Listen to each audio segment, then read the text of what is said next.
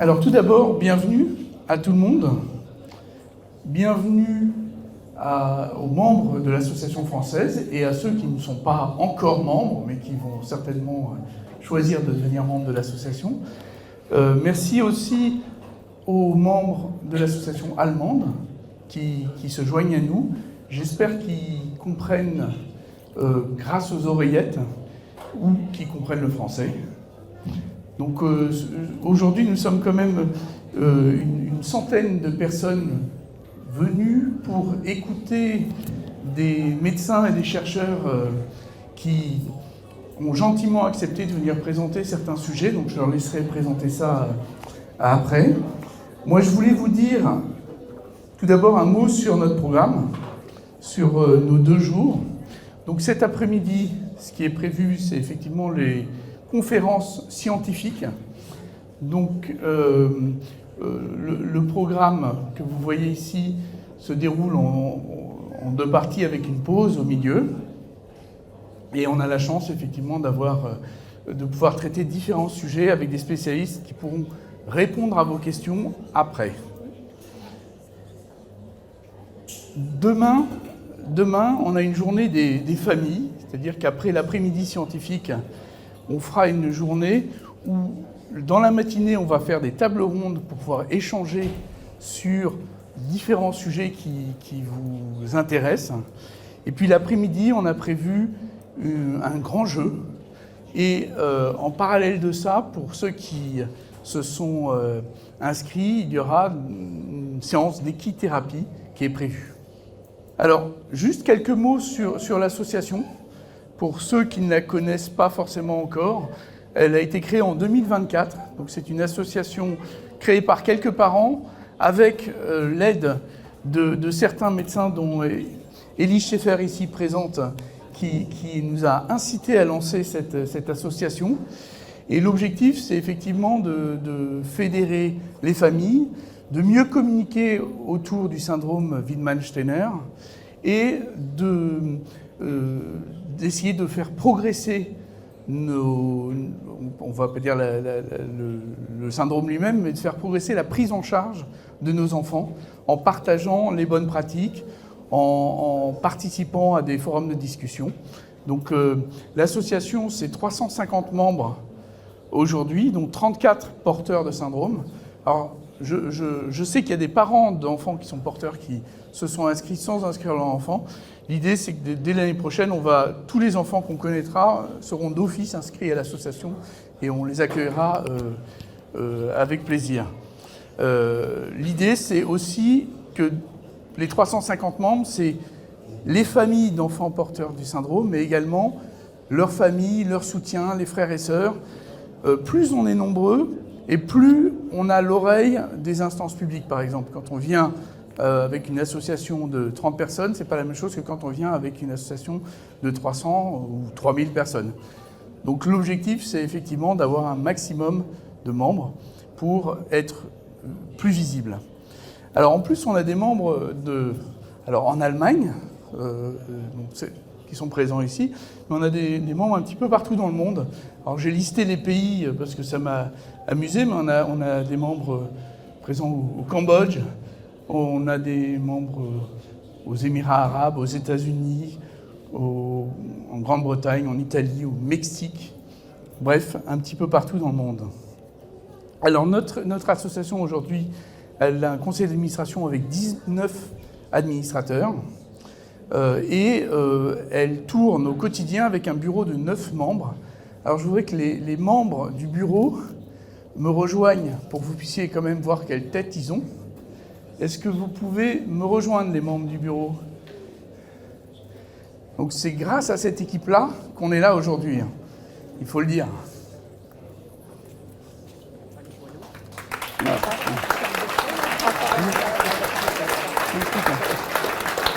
Je laisse juste te présenter un mot. Bonjour, moi je suis Gaëlle, je suis la maman d'Alice qui est là-bas, qui a 9 ans, et merci à tous d'être venus aujourd'hui. Bonjour, François, je suis, on va dire, le régional de l'étape, habitant en Alsace. Je suis quelque peu ému de voir que le travail qui est monté par l'association permet d'avoir beaucoup de gens à réunir tout ce monde aujourd'hui. Merci à vous. Ça nous réchauffe aussi le cœur pour s'investir beaucoup dans l'association. Bonjour, moi je suis Bénédicte, maman de Pauline ici présente. Nous habitons dans le Nord. Voilà, ça me réjouit aussi de voir une si belle occasion de se retrouver, d'essayer de progresser ensemble, de se connaître, de stimuler les connaissances, parce qu'on est tous avides de faire avancer tout ça. Et ça me donne l'impression d'être déjà une grande famille. C'est ça aussi qui ressort de ces réunions, c'est qu'on est un peu en famille, puisqu'on partage un peu tous les mêmes interrogations, les mêmes soucis et les mêmes envies d'avancer. Bonjour à tous, donc moi c'est Laetitia, la maman de Elias, et je suis dans le Nord aussi. Merci à tous d'être là. Bonjour Sophie, la maman de Marie, 14 ans, en Alsace. Pareil, on est très très heureux de voir la concrétisation de beaucoup de réunions de travail et voilà, on est vraiment ravis de vous recevoir tous ici. Nina Boulanger, moi je suis la trésorière de l'association et je suis la maman de Lino qui a 14 ans et je viens de Marseille. Merci à tous. Maïté. Elle est où, Maïté? Alors, il y a Maïté qui se cache. Maïté. Maïté, elle écoute en allemand, alors elle fait également partie du bureau et Maïté, c'est notre lien avec l'association allemande. Je laisse te présenter 2 secondes. Je suis...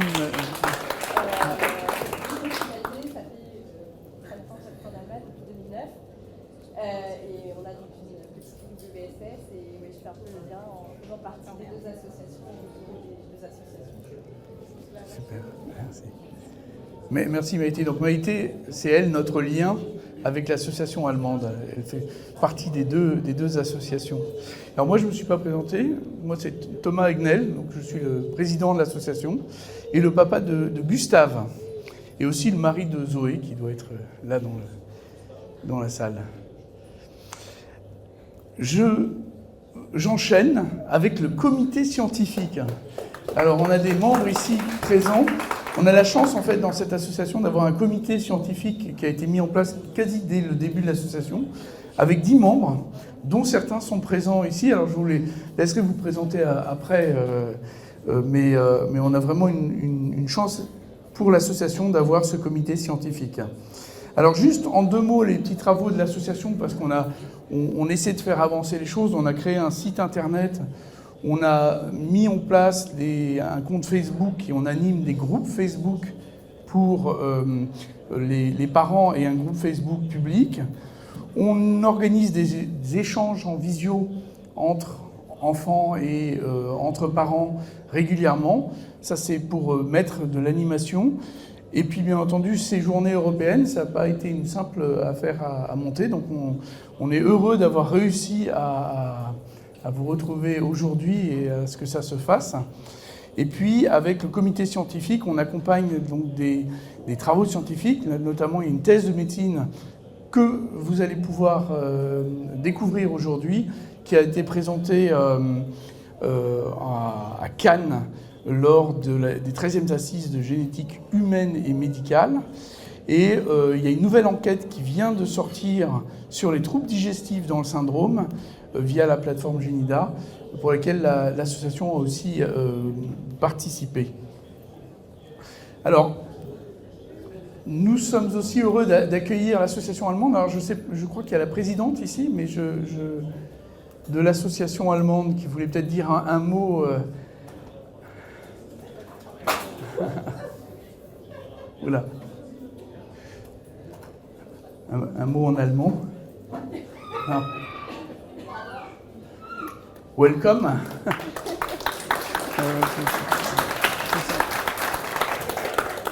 Ja, Maite, ich weiß nicht, ob du übersetzen möchtest oder ob ich Englisch nehme. Was ist besser? Maite übersetzt. Also, wir freuen uns ganz sehr, dass wir heute auch hier sein dürfen. On est très content d'être là aujourd'hui. Wir begrüßen vor allen Dingen auch die, die so weit angereist sind und hier mitgemacht haben. Ganz herzlichen Dank an die französischen Kollegen für die Organisation. Freut uns wirklich sehr. Und ja, wir wünschen möglichst viel Erkenntnisgewinn. On remercie tous ceux qui ont fait le voyage et on remercie aussi l'association française de nous avoir permis de faire partie de l'événement aujourd'hui. Merci. Voilà. Et donc, on a eu beaucoup d'aide, notamment de la filière Handirard, dont plusieurs personnes sont présentes ici, Nina et David, et Gwendoline qui aurait pu venir, mais bon, qui est restée à distance. On a la plateforme d'expertise maladie rare qui nous a aidés. L'association France Bénévolat qui nous a fourni des bénévoles pour garder les enfants pendant les conférences. Et bien entendu, on est reçu ici à l'Auberge des Deux Rives. Donc je voulais remercier effectivement toutes ces personnes qui nous ont aidés à rendre ce séminaire possible. Et je passe la main à Élise pour la suite sérieuse. Merci beaucoup. Merci. Alors, c'est pas Élise, c'est Gilles. Il y a une petite inversion, mais c'est pas grave. On a fait ça ensemble, donc c'est parfait. Donc moi, je suis médecin généticien au CHU d'Amiens. Et donc, on va vous faire avec Élise, on a partagé ce topo, les généralités sur le syndrome pour mettre un petit peu en place les choses et pour que vous puissiez voilà, aussi appréhender de façon un petit peu générale les atteintes diverses de cette pathologie. Et puis après, nos collègues iront dans le détail sur des sujets plus précis, plus développés, et certainement avec des choses qui vous intéresseront davantage parce que vous y trouverez peut-être des réponses aux questions que vous vous posez. Donc en introduction, la pathologie, elle a été décrite il n'y a pas si longtemps que ça par le docteur Wildman en 1989, qui avait simplement rapporté un petit garçon qui avait des soucis de petite taille, des particularités morphologiques du visage et qui avait une déficience intellectuelle légère. Et puis cette publication était restée un petit peu sans suite. Ah, il faut que je parle plus fort. Bon, je vais coller le micro. Et puis donc, en 2000, Steiner a décrit une deuxième patiente dont il a eu l'impression qu'elle ressemblait fort aux patients décrits précédemment. Et cette petite avait les mêmes caractéristiques, avec en plus une hyperpilosité au niveau des coudes. Et il leur a semblé que c'était quelque chose qui pouvait être en commun. Et finalement, il y a eu quelques descriptions entre les deux, mais les choses ont changé à partir de 2012, où l'équipe de Londres, avec Wendy Jones, a identifié le gène responsable de cette pathologie par une approche qu'on appelle le séquençage d'exomes, qui a permis, en fait, chez des patients qui avaient une hypertrichose, c'est-à-dire une hyperpilosité, ils ont identifié 5 patients qui avaient des variants dans ce gène. Et en fait, cette identification a permis le reste, c'est-à-dire l'identification de nombreux patients, soit parce qu'on a pu analyser directement le gène en se disant « ça ressemble à un syndrome décrit par Wildman et Steiner » et on demandait l'analyse du gène KMT2A, soit parce qu'on a intégré ce gène dans des panels de gènes impliqués dans les déficiences intellectuelles, et puis après on a référencé les variants de ce gène qui ont permis, par analyse d'exome ou de génome, de diagnostiquer de nombreux patients. Et en fait, très rapidement, on s'est rendu compte que c'était une des causes les plus fréquentes de troubles du neurodéveloppement ou de déficience intellectuelle. Donc c'est vraiment l'identification de ce gène qui a un petit peu tout changé.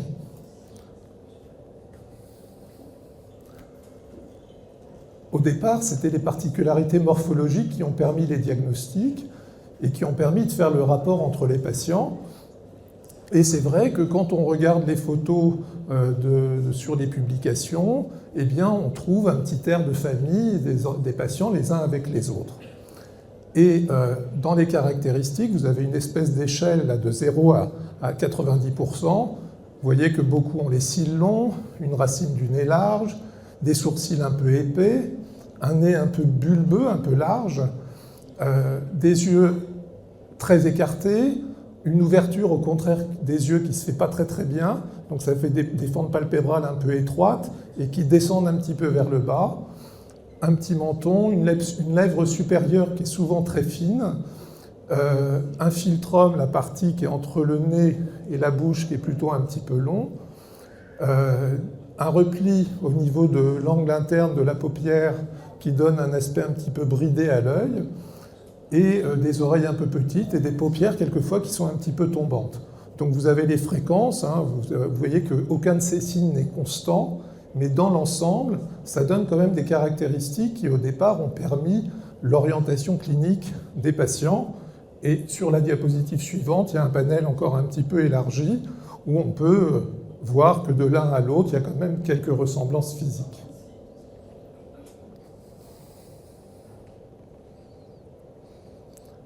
La pilosité a été excessive, a été aussi une des caractéristiques. Et au départ, on a cru que c'était même la caractéristique, puisqu'il y avait cette histoire d'hyperpilosité au niveau des bras. Et en réalité, les études qui ont été faites après ont montré que ce n'était pas si constant que ça, puisque ça n'est présent que dans 60% à peu près des patients. Cette hyperpilosité, elle n'est pas forcément présente dès la naissance. Et donc, ne pas avoir d'hyperpilosité au début ne veut pas dire que ça ne va pas arriver par la suite. Elle est présente dans 80% des cas, et vous voyez qu'elle touche différents segments, les coudes, le dos, les membres inférieurs, mais il y a aussi les caractéristiques du visage avec les sourcils un peu larges, les cheveux qui sont souvent un peu épais, et les cils qui sont assez longs. Et dans cette pilosité excessive, il n'y a pas de cause endocrinienne, il n'y a pas de sécrétion augmentée, par exemple, de testostérone, qui pourrait expliquer ça. Voilà encore des illustrations sur diverses publications. Vous voyez qu'on retrouve quand même assez souvent, plus ou moins, de façon plus ou moins marquée, la présence de cette hyperpilosité. Les particularités des extrémités, elles font partie de la description. Je ne sais pas si elles permettent à soi tout seul de faire un diagnostic, certainement pas, mais en tout cas, on retrouve des doigts qui sont à la fois courts et un peu effilés, c'est-à-dire que l'extrémité est plus fine que la base. Il y a souvent une petite incurvation du 5e doigt vers l'intérieur, et au niveau des pieds, il y a un gros orteil qui est souvent large, et quelquefois un écart excessif entre le premier et le deuxième orteil. Donc là aussi, je vous ai mis quelques illustrations des données de la littérature, et vous voyez que la plupart du temps, les doigts sont un petit peu effilés, un petit peu courts, et ça fait partie effectivement de la description et des choses que l'on retrouve, même si ce n'est pas vrai de tous les patients, parce que par exemple, il y en a un qui est sur la droite, là, je ne sais pas si je peux le montrer, mais ici, vous voyez que celui-là, il a les doigts longs, par exemple. Donc c'est un peu l'exception qui confirme la règle. Au niveau des orteils, des gros orteils un peu larges, et quelquefois cet espacement un petit peu exagéré entre le premier et le deuxième orteil. Bon, je suis revenu en arrière. Alors dans la pathologie, il y a souvent un retard au niveau des apprentissages moteurs. Souvent c'est lié à une hypotonie. Et quand on regarde un petit peu et qu'on essaye de chiffrer les choses sur des cohortes de patients, on s'aperçoit que la position assise, qui normalement est acquise avant l'âge de 9 mois, est acquise en moyenne à 10 mois. Alors vous allez me dire, ce n'est pas une grande différence, mais il y a une petite différence tout de même. Et quand on regarde la marche indépendante, en moyenne, elle est acquise vers l'âge de 2 ans. Normalement, la marche chez les enfants est acquise avant l'âge de 18 mois, et quelquefois bien avant. Quelques patients n'acquièrent pas la marche. Donc on voit aussi qu'il peut y avoir une grande diversité dans ces apprentissages moteurs d'un patient à un autre, parce qu'évidemment c'est des moyennes. Il y en a qui sûrement font les choses comme usuellement, et d'autres qui sont beaucoup plus décalés par rapport à ce qu'on voit d'habitude. Au niveau du langage, là aussi une grande variabilité. Il y a beaucoup d'enfants qui ont quand même un langage dans les normes, vous voyez presque un peu plus d'un tiers. D'autres ont un langage qui est tout à fait en place, mais un peu simplifié. Et puis, environ un quart utilisent des phrases très courtes ou juste des associations de mots. Et quelques-uns ont un langage vraiment extrêmement limité, voire absent. Donc ça vous montre bien la grande diversité des situations qui, au niveau des apprentissages du langage, sont tout de même assez différentes.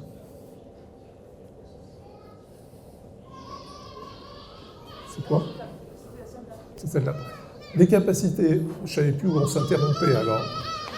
Les capacités cognitives, là aussi, sont assez diverses. Il y a quelques pourcents des patients qui ont une intelligence par les tests avec un QI qui est au-dessus de 70, donc on peut considérer dans les normes.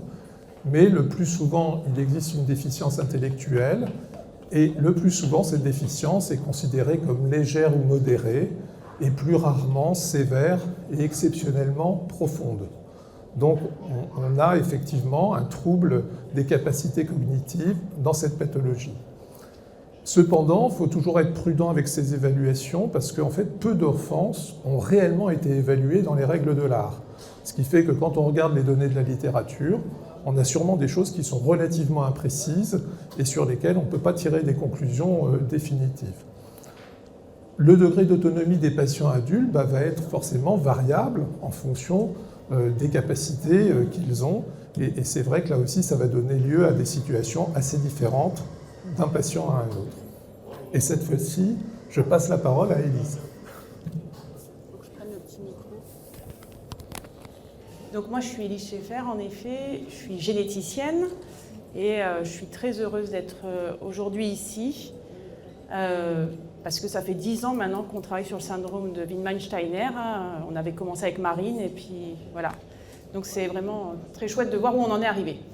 Donc pour continuer sur les généralités du syndrome, je vais passer assez rapidement sur cette diapositive parce qu'il y aura un topo qui sera très bien fait juste après moi par le docteur Durand et Madame Monduc sur voilà, les troubles du comportement que vous connaissez sûrement très bien, avec des enfants qui ont une aisance sociale qui masque souvent une grande anxiété qui peut être très envahissante et à l'origine de troubles du comportement. Et ces comportements défis qui peuvent être une vraie problématique, que ce soit à la maison ou à l'école.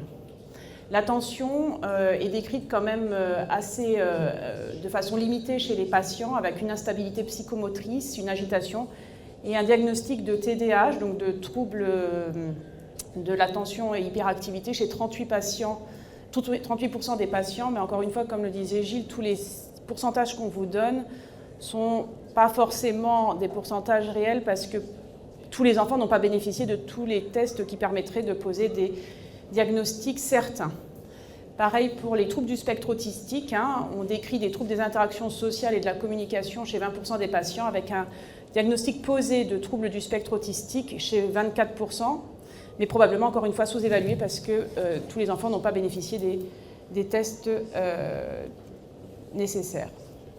Alors, les troubles du sommeil, qu'il ne faut pas sous-estimer, près de la moitié des patients, avec souvent des difficultés d'endormissement, des terreurs nocturnes, mais il ne faut pas les sous-estimer parce qu'il peut y avoir une cause médicale sous-jacente qui doit être traitée. Donc, ça peut être soit des apnées obstructives, c'est-à-dire des grosses amygdales ou des grosses végétations qui fragmentent le sommeil de l'enfant.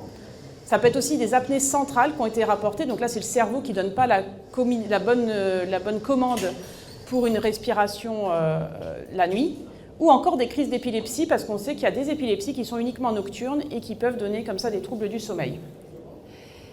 Les anomalies cérébrales, alors, elles sont nombreuses. Par contre, elles ont rarement un retentissement important. Souvent, les patients ont plutôt un petit périmètre crânien, donc un petit tour de tête. Et quand on fait des imageries, on voit des particularités, mais qui souvent ne sont pas très embêtantes au quotidien et surtout qui ne sont pas en corrélation avec le trouble du neurodéveloppement. L'épilepsie n'est pas si fréquente, 18%, et elle peut être extrêmement variée. Donc il y a plein de types d'épilepsie possibles. Souvent, on arrive à la maîtriser avec 1 ou 2 médicaments. Il y a quand même quelques enfants qui ont une épilepsie qu'on a du mal à traiter malgré des fois plusieurs médicaments. C'est ce qu'on appelle l'encéphalopathie épileptique. Et on avait un petit patient quand même où les crises d'épilepsie étaient responsables de douleurs abdominales, donc on a cherché longtemps avant de se rendre compte qu'en fait c'était des crises épileptiques qui lui donnaient des douleurs abdominales. Donc ne pas sous-estimer non plus ces douleurs. Croissance et orthopédie. Donc les enfants sont souvent décrits comme plutôt petits à la naissance et qui gardent un retard principalement sur la taille, surtout par rapport aux frères et sœurs, et un peu sur le poids également. Beaucoup de difficultés alimentaires sont rapportées dans la petite enfance, qui des fois nécessitent des supports avec des sondes nasogastriques, voire des gastrostomies. Il ne faut pas sous-estimer non plus ces troubles de la croissance parce que quand on recherche, on trouve quand même presque 40% des enfants qui ont un déficit en hormones de croissance et ceux-là, il faut bien sûr les substituer et leur donner de l'hormone. Au niveau du squelette, alors il y a une anomalie qui est fréquemment rapportée, c'est la fossette sacro-coccygienne. Comme on le voit sur la photo, c'est un petit trou qu'il y a au-dessus du pli des fesses et qui n'est pas embêtante non plus, mais qui est vraiment un signe assez spécifique qu'on retrouve beaucoup dans la pathologie. Pareil pour les blocs cervicaux, alors ça on s'en est rendu compte lorsqu'on a décrit notre cohorte française. Ils ont souvent des fusions, donc on le voit sur les radiographies en dessous, donc vraiment les premières vertèbres cervicales, les deux premières sont fusionnées. C'est pas embêtant non plus le plus souvent, mais on préconise quand même une imagerie pour le rechercher et pour le surveiller. La scoliose est fréquente dans la population générale, mais quand même plus fréquente dans le syndrome de Wittmann-Steiner, donc faire bien attention à ce symptôme, surtout au moment de l'adolescence. Alors les troubles digestifs, pareil, je passerai rapidement parce que le docteur Crétol va vous faire une très belle intervention sur, donc, bien sûr, difficultés alimentaires dans la petite enfance, bien rapportées avec vraiment un impact potentiel sur la croissance, des troubles de l'oralité et une constipation vraiment qui est très fréquente dans le syndrome et qui peut vraiment poser problème au niveau médical avec parfois des épisodes d'occlusion, donc vraiment un arrêt du transit qui ont été rapportés dans la littérature, mais qui est vraiment sous-diagnostiqué et sous-évalué, donc c'est pour ça qu'on va revenir dessus, mais on essaye de faire une étude en ce moment sur les troubles digestifs dans le syndrome de Wittmann-Steiner parce qu'on pense que c'est sous-estimé et sûrement insuffisamment pris en charge. Et on vous demandera votre aide pour remplir ce questionnaire. Alors après, au niveau des autres organes, on trouve des malformations diverses, au niveau du cœur, des reins, des voies urinaires, des organes génitaux. Mais je passerai rapidement parce que ces malformations, elles sont très variables d'un enfant à l'autre. Elles ne sont pas spécifiques du syndrome, mais juste quand on fait un diagnostic de syndrome de Wittmann-Steiner, on va recommander de faire une échographie du cœur, une échographie des reins et d'examiner les organes génitaux parce qu'on sait qu'il peut y avoir plus de malformations que dans la population générale et qu'il faudra prendre en charge ou surveiller. Au niveau pubertaire et endocrinien, la puberté dans ce syndrome, elle se fait souvent à un âge classique, mais on a quand même des patients qui sont rapportés avec une puberté trop précoce. Et celle-là aussi, il faut la prendre en charge parce que si jamais elle arrive vraiment trop tôt, avant 8 ans, il faut la freiner, puisque qui dit puberté trop rapide dit petite taille définitive. Donc comme il y a déjà un risque de petite taille dans le syndrome, il faut faire attention. On a peu d'informations dans la littérature sur la fertilité, mais clairement dans la littérature, il y a des patients qui ont des enfants, donc on pense que la fertilité est tout à fait classique dans ce syndrome. Il y a des problèmes d'hormones rapportés, donc les problèmes d'hormones thyroïdes ou de calcium qui peuvent des fois donner des problèmes de santé, des enfants qui sont un peu trop mous ou qui ont des problèmes d'épilepsie qui peuvent être liés après des problèmes de calcium. Donc au niveau du massif facial, on sait que c'est des enfants qui peuvent faire des apnées du sommeil, 25%, et donc qui vont nécessiter, plus que dans la population générale, qu'on enlève parfois les amygdales et ou les végétations.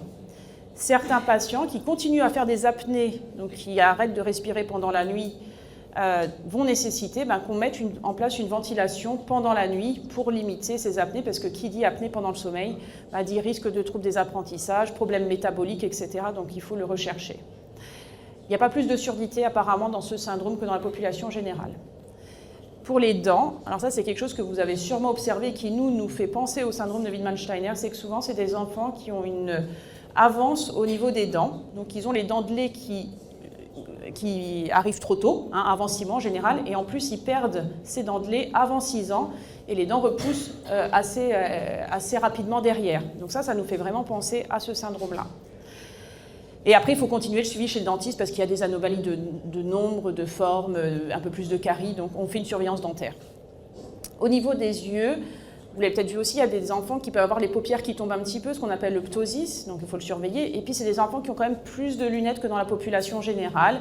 Alors c'est des troubles que les ophtalmos connaissent bien, myopie, hypermétropie, strabisme, ça on sait prendre en charge, on n'est pas dans des choses qui sont très très rares au niveau ophtalmologique. Alors la grande question qu'on s'est posée au départ, c'est est-ce qu'il y a un risque augmenté de cancer dans le syndrome de Wiedemann-Steiner, puisque le gène KMT2A avait été initialement décrit dans des leucémies. Alors il faut savoir qu'au niveau génétique, on peut avoir des mutations dans tout le corps, et ça c'est le syndrome de Wiedemann-Steiner, mais on peut avoir des fois des mutations juste au niveau du sang, et ça peut donner voilà, des leucémies.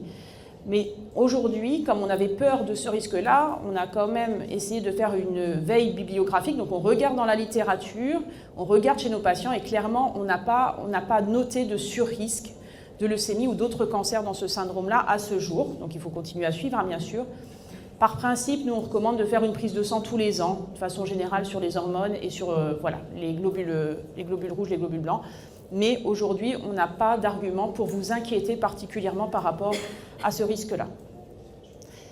Au niveau de la génétique, c'est un syndrome qui est lié à une mutation dans le gène KMT2A qui souvent survient de novo, c'est-à-dire, vous avez sûrement entendu ça, et Thomas reviendra dessus, quelque chose qui n'est pas présent chez les deux parents. Mais une fois qu'on est porteur de cette mutation, eh ben, on a tous nos gènes en 2 exemplaires et donc il y a un risque de 50% de transmission à la descendance. Et donc, il faut le savoir pour que votre enfant puisse bénéficier d'une consultation génétique pour lui-même à l'âge adulte.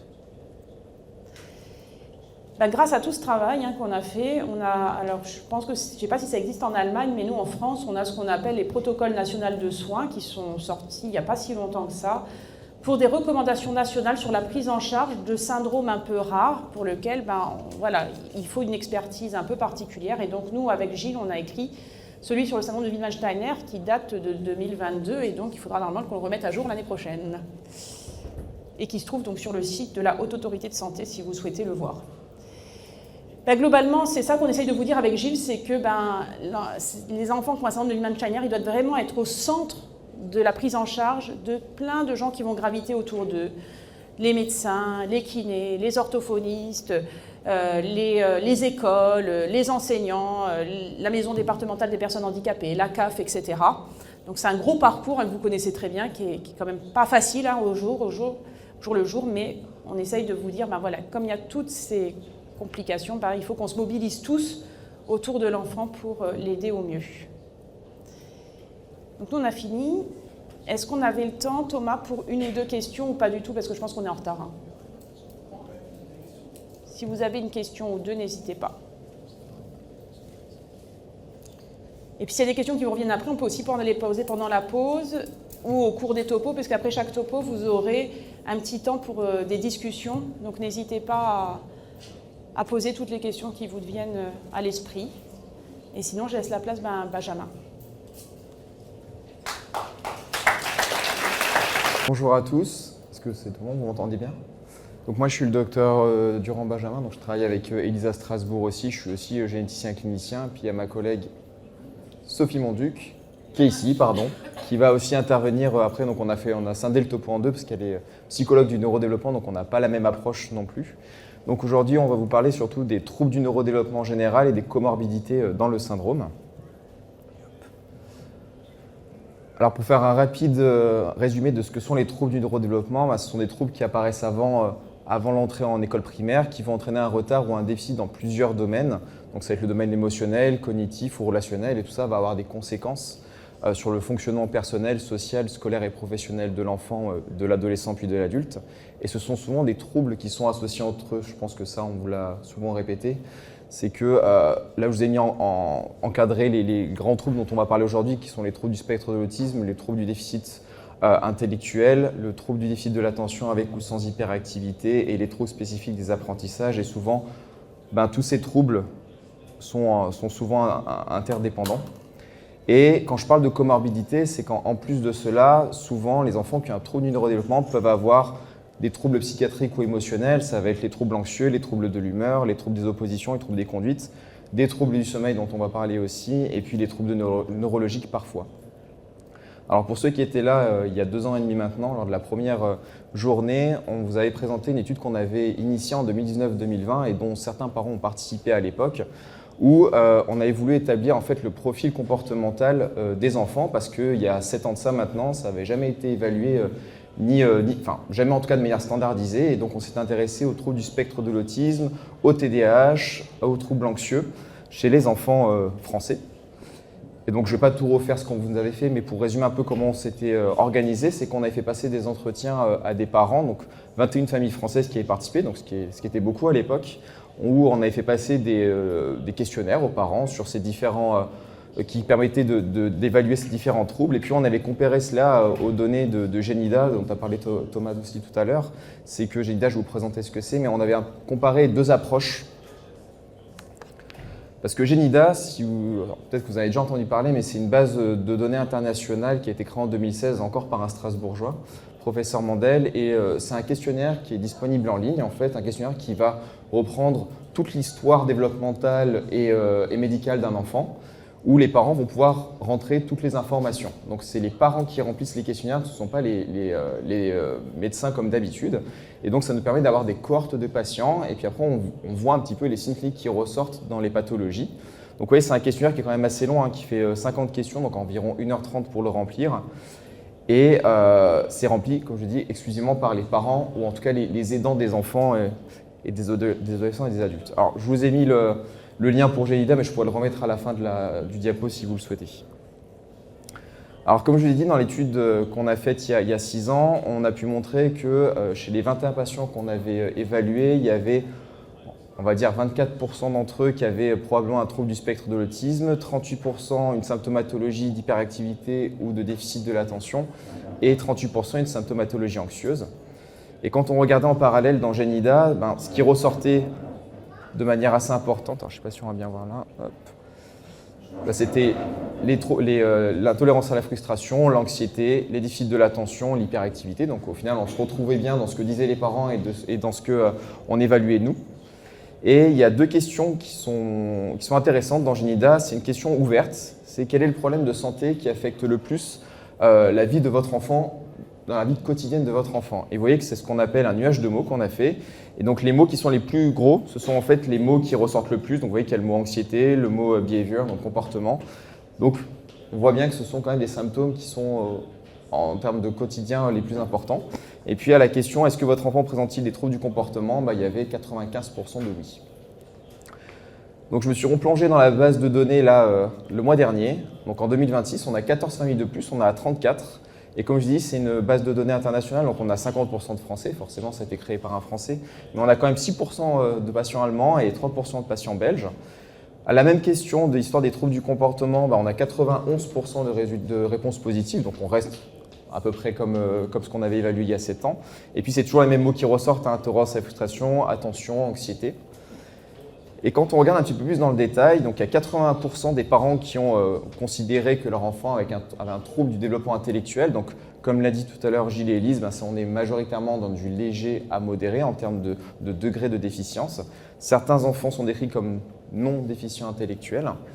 Quand on s'intéresse au langage, alors là, on va dire que ce qui est important de voir, c'est en fonction des âges. Parce que vous voyez que si on prend tous les enfants, il y en a 3% dans Genida qui sont considérés comme n'ayant pas de langage oral. Mais en fait, si on regarde les enfants de plus de 6 ans, il y en a 0%. Donc ça veut dire qu'après 6 ans, ce sont quand même des enfants qui ont à minima du langage. Et quand c'est à peu près pareil pour le reste, en fait, vous voyez que 9% sont décrits avec des mots uniquement, mais c'est pareil si on prend après 6 ans, il n'y en a plus que 0%. Donc c'est quand même des enfants qui font à minima des associations de mots, pardon. Et puis pour les phrases, on a à peu près environ 40% qui font soit des phrases correctes, encore avec des fautes, soit qui ont un langage quasiment dans les normes. Par contre, ce qui est important de voir aussi, c'est que 98% d'entre eux sont décrits par leurs parents comme comprenant bien les consignes. Alors pareil, je vais vous expliquer un petit peu les deux graphiques, mais c'est sur l'écriture et la lecture. Vous voyez que si on prend les résultats globaux, il y en a 34% qui sont décrits comme ne pouvant pas écrire, 34% qui ont un niveau d'écriture limité, et 32% un niveau de lecture bon. Et en fait, si on regarde surtout les enfants après l'âge de 6 ans, vous voyez qu'en fait, il n'y en a que 20% qui n'ont pas du tout accès à la lecture. Ça va être un peu pas la même chose pour la lecture, pardon, là je parlais de l'écriture, excusez-moi. Pour la lecture, ça va être pareil, on voit qu'il y en a 40% qui n'ont pas accès à la lecture, mais en fait, quand on regarde les âges, si on va au-delà de 6 ans, on n'est plus qu'à 20%. Donc c'est pour ça que c'est toujours important d'évaluer aussi les données en fonction des âges. Parce que forcément, on ne va pas demander à un enfant de 3 ans de lire comme un enfant de 6 ans. Alors, qu'est-ce que rapporte la littérature depuis 6 ans, depuis 6-7 ans? En fait, il y a de nombreux articles qui sont sortis sur les troubles du comportement et les troubles du neurodéveloppement de manière générale. Et puis, il y a aussi les 2 grandes cohortes, donc la cohorte du Dr Berg, Dr Schaeffer et Dr Morin qui avait été publiée en 2018 et une grosse cohorte internationale en 2021. Donc, je vais un peu vous expliquer les résultats qui sont sortis dans ces différentes études. Donc, dans les 2 grandes cohortes, donc la cohorte strasbourgeoise de 33 patients et la grande cohorte américaine de 104 patients, vous voyez qu'en fait, l'autisme, il s'est rapporté entre 20 et 7%. Vous voyez que c'est difficile d'avoir des vraies statistiques. Des comportements agressifs qui sont quand même rapportés chez les enfants, des troubles du sommeil et puis l'hyperactivité aussi rapportée. Donc vous voyez qu'on retombe un petit peu sur ce qu'on disait au tout début. J'ai aussi repris les chiffres de l'association américaine que vous connaissez sûrement, parce qu'ils ont fait un petit graphique, un petit peu ce qu'on avait essayé de faire avec Janida. Ils ont regardé par, vous voyez, c'est par tranche d'âge, donc 0-9 ans, 10-17 ans, puis la diapo d'après, ça sera les adultes. Et en fait, la question, c'est quel est le symptôme qui impacte le plus la vie des enfants. Et donc là, on ne voyait pas grand-chose, je suis désolé, mais tout ce que j'ai mis en orange, tout ce que j'ai surligné en orange, en fait, ce sont tous soit des troubles du comportement, soit des troubles du neurodéveloppement. Et donc, vous voyez qu'en fait, ça reste visuel ce que je vous montre. Mais en fait, si on va jusqu'aux adultes, on a l'impression que plus l'enfant grandit, plus ce sont en fait les troubles du comportement ou les troubles du neurodéveloppement qui vont prendre une place importante dans la vie quotidienne de l'enfant. Alors, je vous parlais des 7 articles. En fait, parmi les 7 articles, il y en a 6 qui ont été réalisés par une seule et même équipe aux États-Unis, donc le docteur Rowena, qui est une neuropsychologue, qui a étudié plein de spectres neuropsychologiques du syndrome. Alors, ils ont fait une étude spécifique sur les troubles du sommeil. Et donc, de ce que vous pouvez voir, c'est qu'il y a 86% des enfants qui sont décrits comme ayant un sommeil dysfonctionnel. Alors, ça va être un sommeil agité, un sommeil ritualisé, besoin de réassurance, réveil nocturne. Quand même plus de 40% qui avaient aussi une apnée du sommeil associée. Mais seulement un peu plus de la moitié des parents, dans cette étude, ont décrit le sommeil comme vraiment problématique. Et seulement 2 tiers ont sollicité une consultation médicale en rapport avec les troubles du sommeil. Il y avait 22% qui ont eu un traitement médicamenteux et 27% qui ont eu une intervention chirurgicale, donc c'est l'opération des végétations surtout. Et aucun n'a eu de recours à des thérapies comportementales. Vous voyez qu'aussi, ils ont essayé d'évaluer un peu les troubles du comportement dans cette étude. Ils ont retrouvé 75% d'hyperactivité, 75% de troubles relationnels et 21% de troubles des conduites. Et ils ont essayé de faire des corrélations. Alors, les corrélations, il faut toujours faire attention. C'est des corrélations partielles et ça dépend de beaucoup de choses. Au niveau statistique, voilà, on n'est que sur 24 patients, donc il faut toujours faire attention. Mais ils ont remarqué que plus la somnolence diurne et le niveau d'activité des enfants était important, plus entraînait une hyperactivité. Plus les réveils nocturnes et plus il y avait de réveils nocturnes et un endormissement retardé, ça augmentait les troubles des conduites chez les enfants. Et la fréquence élevée des parasomnies augmentait aussi les comportements internalisés, donc les manifestations émotionnelles chez les enfants. Donc on voit qu'en fait les troubles du sommeil, c'est un facteur aggravant des troubles du neurodéveloppement et des troubles du comportement. Ils sont ensuite intéressés à plutôt tout ce qui est apprentissage. Et donc ils ont évalué 10 enfants, donc de 6 à 17 ans, avec des vrais tests neuropsychologiques. Et ils ont montré des forces et des faiblesses, que moi j'appelle des forces et des faiblesses. Donc les forces, ça va être ce qui va être relativement préservé chez les enfants, ça va être le vocabulaire réceptif, la mémoire verbale et le langage réceptif, donc ce qui revient un petit peu à ce qu'on disait au tout début. Et par contre, les faiblesses, c'est plutôt sur le raisonnement non verbal, sur les capacités visio-constructives, visio-spatiales, la mémoire visuelle, l'attention, la mémoire de travail et au final les mathématiques, parce que tout ça aura des conséquences au niveau académique et scolaire. Donc c'est des enfants qui auront parfois un diagnostic de dyscalculie, des difficultés en géométrie, tout ce qui est visio-spatial, et des difficultés dans l'organisation. Alors qu'on se rend compte que la lecture des mots isolés est quand même plutôt bien conservée chez les enfants, et je dis bien lecture de mots et je ne dis pas compréhension des mots, ce qui sont 2 choses différentes. Donc on voit que le verbal et le langage sont moins impactés, beaucoup moins impactés que le non-verbal. Et donc après, ils se sont intéressés, ils se sont dit, est-ce qu'il n'y a pas un profil académique, alors je ne sais pas comment on pourrait le traduire en français, mais vraiment un profil d'apprentissage des enfants. Et donc là, ça fait un peu écho à leur publication d'avant, mais ils ont montré qu'il y avait des difficultés en lecture qui étaient quand même préservées, mais variables, bien sûr, entre les enfants. D'après eux, c'est indépendant de la présence d'un trouble du développement intellectuel. Il y a des difficultés plus marquées en mathématiques, en compétences spatiales, quand on compare à un échantillon d'enfants qui n'ont pas le syndrome, et ça, c'est assez homogène. Ils ont fait qu'une étude sur l'anxiété aussi. Donc ils ont interrogé, là c'était intéressant, ils ont interrogé des parents et des patients eux-mêmes. Donc surtout des adolescents qui ont pu répondre au questionnaire. Et vous voyez que les parents, eux, ils rapportent 33%. Alors c'est des scores, hein, c'est-à-dire qu'il y a 33% des parents qui ont répondu au questionnaire. Les 18 parents qui ont répondu au questionnaire, par eux, il y en a 33% qui cotaient dans l'anxiété. Et par contre, quand ce sont les enfants qui répondent, ben, eux, on se rend compte qu'il y a 65%. Donc peut-être que c'est sous-estimé aussi de la part des parents l'anxiété. Ce qu'on retrouve, c'est surtout l'anxiété de séparation qui est rapportée donc chez les parents et chez les patients, et une augmentation aussi de l'anxiété globale avec l'âge. Donc ce que je vous disais aussi tout à l'heure, c'est qu'on a l'impression que plus ces enfants, adolescents vieillissent, plus l'anxiété devient un symptôme à part entière. Ce que disait aussi tout à l'heure Élise, on s'est beaucoup intéressé aussi au social, aux comportements sociaux des enfants, parce que je vous ai parlé de troubles du spectre de l'autisme. Alors certes, dans cette étude, ils ont rapporté 45% d'enfants avec un TSA. Donc pourquoi ils ont rapporté 45%? C'est qu'en fait, c'est des enfants qui ont des difficultés en compétences socio-cognitives, en communication sociale et avec des comportements plutôt rigides et inflexibles. Donc ça rentre dans ce qu'on appelle, nous, les traits autistiques. Par contre, ils ont une forte motivation sociale et des comportements prosociaux qui sont relativement préservés.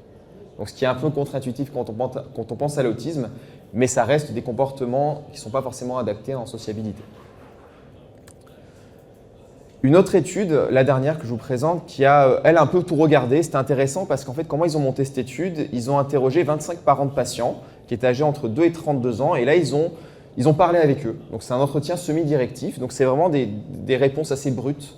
Et je trouve souvent intéressant les réponses brutes parce que ça apporte beaucoup d'informations. Donc, ils ont regardé plusieurs domaines, notamment la sociabilité et les relations sociales. Donc, ce qui ressort le plus, c'est que ce sont des enfants qui ont un fort intérêt pour les autres, avec un désir d'affection important, notamment physique, des relations étroites qui sont parfois très exclusives, des difficultés d'interprétation des intentions des autres. Donc, ça va entraîner une vulnérabilité sociale chez les enfants.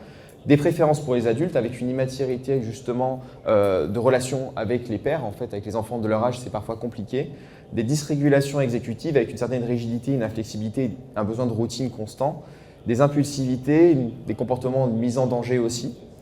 Une hypersensibilité sensorielle, notamment ça va être le goût et l'odorat. Donc là, on revient un peu sur les comportements autistiques. Une mémoire hétérogène, il y a des parents qui rapportent que certains enfants ont une mémoire du passé assez exceptionnelle, notamment sur des sujets qui les intéressent beaucoup, sur leur intérêt, et des difficultés de compréhension avec parfois des discours prolongés sur des intérêts restreints ou un vocabulaire parfois inhabituel pour l'âge. Alors je tenais quand même à vous dire qu'il y a quand même de grandes limites sur ces études, notamment en termes de puissance, qu'on appelle nous la puissance statistique. On est sur des toutes petites tailles d'échantillons à chaque fois. Vous avez vu, on a entre 12 et 25 participants. Donc c'est difficile de faire une généralité de tout ça. Le recrutement aussi, il se fait essentiellement par les associations de patients. Donc là où je vous ai parlé de l'Amérique, l'association américaine regroupe beaucoup de patients. C'est souvent ces parents qui répondent aux questions. Donc il y a quand même un biais de recrutement, forcément, parce que ce sont des familles qui sont plus engagées, plus informées sur le syndrome et qui sont confrontées à des difficultés parfois plus marquées. Donc ça biaise aussi un peu les résultats. Il y a une faible diversité ethnique et socioculturelle aussi. Une forte hétérogénéité démographique, très peu d'adultes finalement évalués, et des données qui sont exclusivement basées sur des questionnaires et très peu sur des études cliniques directes. Donc pour faire une petite synthèse, vous avez vu qu'on comprend de mieux en mieux le profil comportemental et neuropsychologique des patients. Donc généralité comme toujours, mais troubles du développement intellectuel qui est plus souvent léger à modéré, des troubles de l'attention avec ou sans hyperactivité, une anxiété, des difficultés de flexibilité mentale avec des difficultés de régulation émotionnelle, une opposition, une irritabilité ou une agressivité, des troubles du sommeil. Et puis ces fameux troubles du spectre de l'autisme ou très autistiques qui se manifestent par une rigidité, par des difficultés de cognition sociale, des comportements répétitifs ou encore une hypersensibilité sensorielle, mais qui sont marqués par contre par une forte envie sociale, une forte motivation sociale, une envie d'interagir, une tendance aux attachements forts, comme je l'ai dit tout à l'heure, mais avec souvent en fait, un traitement social qui est considéré comme inefficace, avec cette vulnérabilité sociale, ce qu'on appellerait la naïveté, là où la confiance excessive en l'autre. Et donc en fait, forte motivation sociale ne veut pas dire bonne compétence sociale. Et c'est ça que j'aimerais que vous reteniez aussi. Et donc ça pose la question de prise en charge de ces enfants, notamment à l'école. Vous savez qu'il y a souvent fait des classes spécialisées dans les TSA. Est-ce que c'est des enfants qu'on doit mettre dans des classes spécialisées pour le TSA? J'en doute. en tout cas pour certains. Et il faut aussi travailler sur les habiletés sociales chez ces enfants. Mais vous avez vu qu'en bas, j'ai bien entouré quelque chose, c'est variabilité interindividuelle. Je pense qu'on en parle depuis tout à l'heure. C'est que chaque enfant est différent et que tout ce qu'on vous dit, ça ne décrit pas forcément votre enfant. Les troubles du sommeil qui interagissent en fait avec tous ces troubles du comportement, forcément, ça c'est ce que j'ai dit tout à l'heure. Puis les troubles gastro-intestinaux aussi, qui vont interagir sur les troubles du sommeil et sur le comportement. Et enfin, donc sur le profil plutôt neuropsychologique, vous savez qu'on a une préservation relative des compétences verbales, donc tout ce qui est vocabulaire, tout ce qui est mémoire verbale, tout ce qui est lecture de mots, ça c'est assez bien conservé chez les enfants, avec des difficultés en fait surtout sur le non-verbal, sur le visio-spatial, sur l'attention, sur la mémoire de travail. Et donc on a cette véritable dissociation verbale-non-verbale. Et donc avec ces retentissements dans les apprentissages scolaires que vous remarquez sûrement, avec des difficultés surtout dans le logicomath, dans les compétences spatiales, tout ce qui est écriture manuscrite, c'est souvent compliqué, mais des meilleures compétences en lecture. Mais attention, comme je dis, les compétences en lecture sont différentes de la compréhension de ce qu'on lit.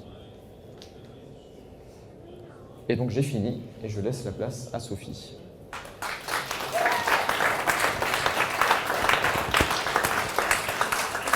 Voilà, bonjour. Donc moi je suis Sophie Monduc, je suis psychologue donc à l'IGMA, au service de génétique, à mi-temps et également à mi-temps au CRTLA, donc le Centre ressources des troubles du langage et des apprentissages. Donc j'ai choisi de vous parler cet après-midi des outils d'évaluation, parce que là on vous a parlé de, il faut qu'il y ait un suivi pluridisciplinaire, on vous parle de bilan cognitif, de bilan neuropsychologique, mais finalement qu'est-ce que c'est? Parce que parfois, certains de vos enfants en ont peut-être passé, peut-être parfois pas. Comment ça vous a été expliqué? Donc voilà un petit peu l'idée. Alors il faut savoir que chaque personne, quel que soit son âge, s'il y a des difficultés cognitives, s'il y a des difficultés neurodéveloppementales, doit pouvoir bénéficier d'un bilan. D'un bilan non seulement cognitif, c'est-à-dire pour déjà évaluer est-ce qu'il y a un trouble déficitaire, un trouble du développement intellectuel ou pas, mais également d'évaluations fonctionnelles qui vont être plutôt multiples et qui du coup vont dépendre aussi de plusieurs corps de métier, de plusieurs professionnels. Et si on y arrive, parfois d'un diagnostic étiologique. Alors, ces évaluations, elles doivent toujours être, finalement, ça va être une synthèse d'avis non seulement médicaux, mais également de bilan professionnel. On ne va pas faire d'autodiagnostic. Une évaluation fonctionnelle ne sera jamais faite par soi-même. Bien sûr, c'est vous qui connaissez le mieux vos enfants, donc vous avez un rôle clé dans l'évaluation fonctionnelle, mais elle doit être soutenue par différents professionnels. Cette évaluation fonctionnelle, elle va vraiment nous permettre de mieux comprendre le profil de l'enfant, du patient, afin d'apporter une meilleure guidance déjà familiale ou de l'environnement, ça peut être aussi l'environnement professionnel, de mieux reconnaître les difficultés et d'amener des adaptations scolaires ou professionnelles, des compensations. Lorsqu'on sait quels sont les points forts et les points faibles, on peut aussi plus rapidement instaurer une prise en charge rééducative, et donc plus elles sont précoces, plus elles vont être efficaces. Si on arrive effectivement à mieux connaître le profil de la personne, d'amener des compensations, souvent on peut jouer sur les troubles réactionnels et du coup les troubles du comportement. On va revenir un petit peu dessus après. Alors finalement, on vous parle parfois de bilan psychologique, de bilan neuropsychologique. Alors du coup, je voulais rapidement vous faire quand même la différence. Le bilan qu'on appelle psychologique, on dit psychométrique, ça va être celui-là qui est le test de QI. Le test de QI, il peut être fait passer par un psychologue, donc ça peut être un neuropsychologue, un psychologue clinicien, un psychologue du développement, du moment qu'il a une clinique et une expérience dans la passation de ces bilans. D'accord? Et donc, cette analyse du QI, elle va permettre une analyse assez globale finalement du développement intellectuel. Contrairement au bilan neuropsychologique qui, lui, ne peut être passé que par des psychologues qui sont diplômés d'un master de neuropsychologie et dans lesquels on va souvent plutôt axer, on va aller un peu plus loin que le bilan psychologique global, alors qui est nécessaire, qui est une base, et ensuite on peut aller plus loin pour effectivement évaluer de manière plus fine les fonctions exécutives et les compétences mnésiques de la personne. Donc finalement, pourquoi est-ce que ça peut être important déjà d'évaluer l'intelligence? Ça va nous donner des indices pour l'évolution aussi de la personne. Alors, rien n'est jamais figé. C'est à chaque fois effectivement à réévaluer, mais ça peut déjà donner des prédicteurs des performances scolaires, des performances professionnelles. Ça peut nous éclairer quand il y a une situation de problème, finalement, voilà, des gros troubles du comportement à l'école par exemple. Et puis surtout, on va souvent avoir besoin d'un bilan QI pour les exigences administratives. Alors en Allemagne, je ne sais pas effectivement comment ça se passe, mais en France, la MDPH, effectivement, régulièrement, si on a besoin de faire une nouvelle demande d'orientation, il faut un bilan QI récent. Alors, en termes de bilan de QI, en France en tout cas, on utilise surtout essentiellement les échelles de Wechsler. Alors, il y a d'autres échelles qui existent, mais c'est vrai que les échelles de Wechsler, c'est celles qu'on utilise le plus préférentiellement. Elles sont internationales, alors avec des spécificités pour chaque pays. Mais voilà, elles sont internationales. Et donc, on va avoir 3 échelles qui vont être possibles en fonction de l'âge de la personne. Sachant que, voilà, 8 psychiatres, on dit que ça commence à 2 ans. On va être très honnête, avant 4 ans, c'est quand même compliqué d'avoir des éléments très objectifs sur un bilan QI. Parfois, on va le proposer à 2 ans si c'est des enfants qui ont des lésions neuronales, si on sait qu'il y a une opération neuronale à faire pour avoir une ligne de base, en fait, finalement. D'avoir déjà un premier... et voir si effectivement, si après, il y a un mieux ou pas. Alors, comment ça se présente? Alors, quelle que soit l'échelle, finalement, on va toujours évaluer 5 grands domaines. Alors, bien évidemment, avec des supports différents, puisqu'on va les adapter en fonction de l'âge, mais on va toujours évaluer, on va avoir toujours un indice de compréhension verbale où on va évaluer effectivement le niveau de lexique de la personne, ses capacités de conceptualisation, ses connaissances de culture générale. On va toujours avoir un indice visio-spatial où on va vraiment évaluer tout ce qui est planification spatiale. Comment l'enfant se repère dans une construction visuelle. Donc c'est là que souvent on peut percevoir s'il y a des petits troubles neurovisuels notamment. Le raisonnement fluide, l'indice de raisonnement fluide, qu'est-ce que c'est? C'est le raisonnement logique, la déduction abstraite, un petit peu aussi finalement le raisonnement mathématique. Donc en sachant que dans ces bilans-là, il n'y a jamais de support scolaire. Donc même pour des enfants qui par exemple vont être en décrochage scolaire, souvent ça peut bien se passer parce qu'on ne va pas faire lire l'enfant, il ne va pas calculer, on va vraiment chercher plus loin que juste les apprentissages scolaires. On cherche vraiment les compétences sous-jacentes cognitives. La mémoire de travail, donc la mémoire de travail, on va en reparler après, c'est une compétence qui est extrêmement utile dans notre vie de tous les jours, c'est les possibilités de mémoriser à court terme et de manipuler l'information. Ça va, par exemple, on donne une suite de chiffres et le patient doit nous le répéter à l'envers. Et vous allez voir qu'en fait, la mémoire de travail, vous l'utilisez tout le temps dans la vie de tous les jours. Et la vitesse de traitement, c'est la rapidité finalement avec laquelle l'enfant réalise, alors en général, le patient réalise 2 tâches en autonomie. Quelle que soit l'échelle proposée, on va toujours avoir donc des notes brutes, c'est-à-dire qu'on additionne simplement le nombre de réponses correctes qu'a le patient, et on va les standardiser par rapport aux attentes de l'âge réel du patient. Et donc on va pouvoir avoir des notes standardisées pour chaque épreuve, donc qui vont se situer entre 9 et 11, on sera dans la moyenne, 8-7 moyenne basse, 12-13 moyenne haute, au-dessus de la moyenne, sous la moyenne. Et si au sein de chaque indice, les épreuves sont suffisamment homogènes, on va pouvoir également obtenir donc, des standardisations, des notes d'indice qu'on retrouve sur la courbe de normalité. Et donc, effectivement, après, on va pouvoir avoir des degrés aussi de sévérité du trouble du développement intellectuel. Voilà, c'est vrai qu'entre 69 et 50, on parle de TDI léger.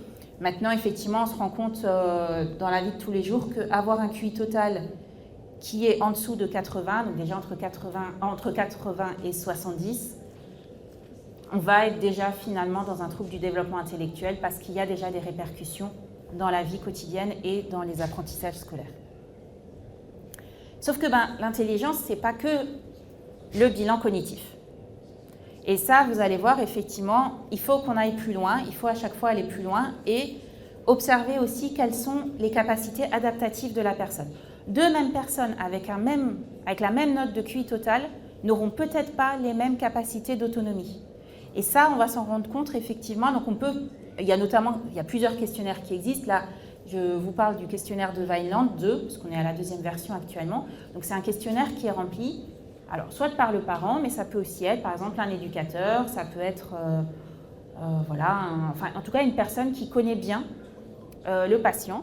Et on va pouvoir avoir des âges de développement au niveau des domaines de communication, de vie quotidienne, de socialisation et de motricité. Et lorsqu'on a le QI plus des connaissances sur le développement adaptatif de la personne, on va pouvoir mieux pointer quelles sont les forces et les points de fragilité.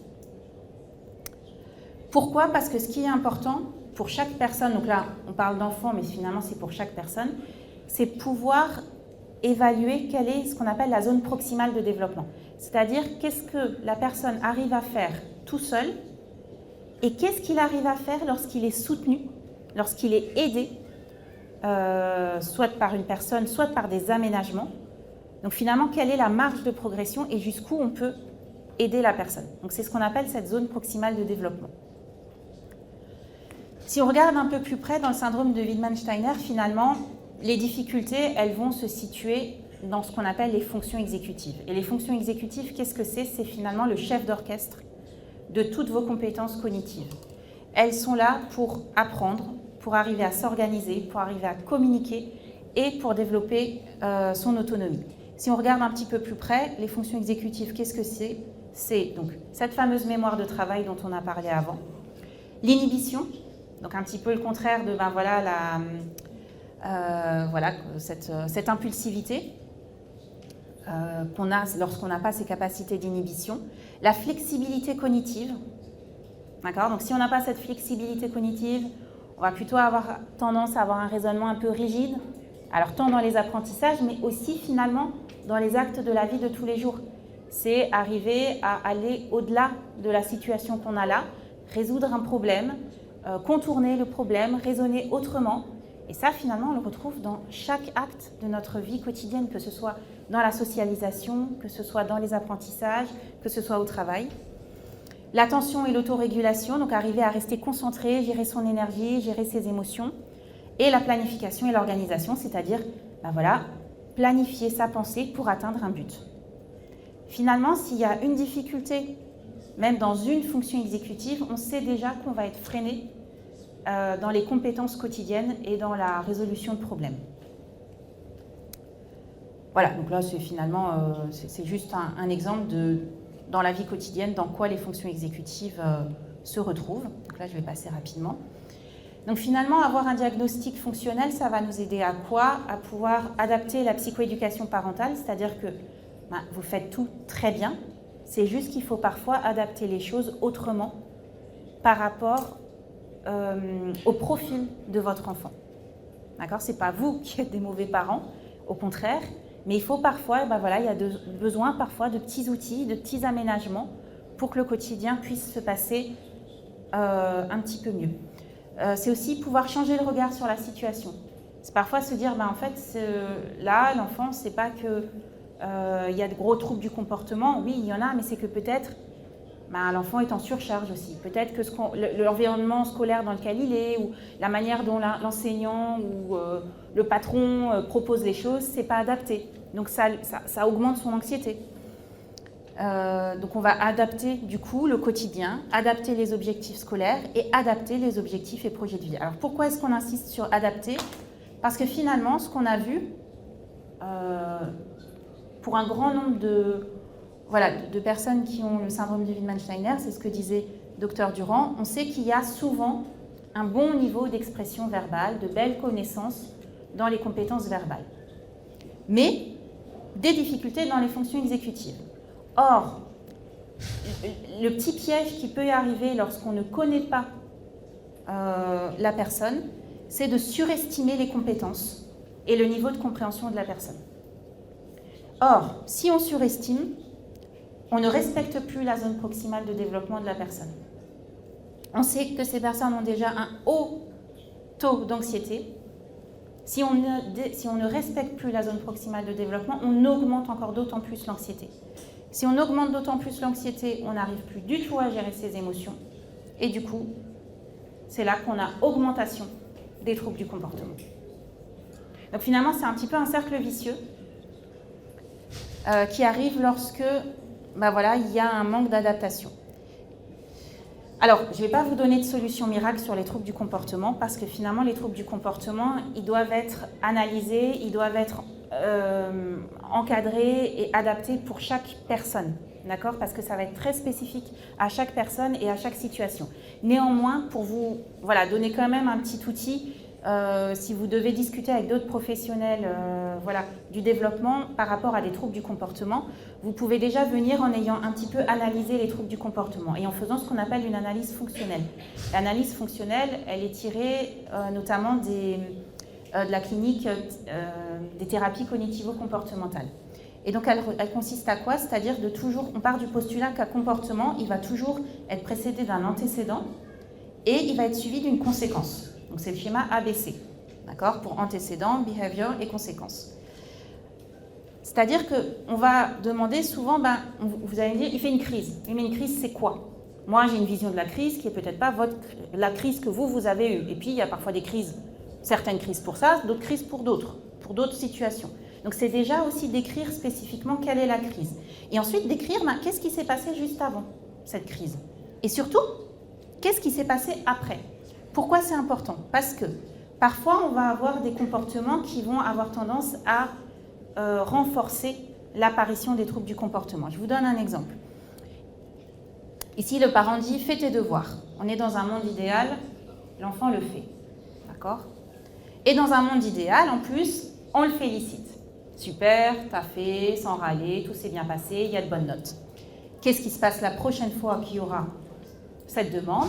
Comme il y a eu une réponse positive, on a renforcé un comportement adapté, on va avoir plus de chances que ce comportement réapparaisse. Par contre, on a la consigne « mets la table ». Refus, colère, non, je ne vais pas le faire. Ok, c'est pas grave. Le frère le fait à sa place. Du coup, qu'est-ce qu'on a fait là? On a renforcé positivement un comportement inadapté. Alors ça, bien évidemment, c'est des choses qu'on fait parfois tous les jours et on ne s'en rend pas compte.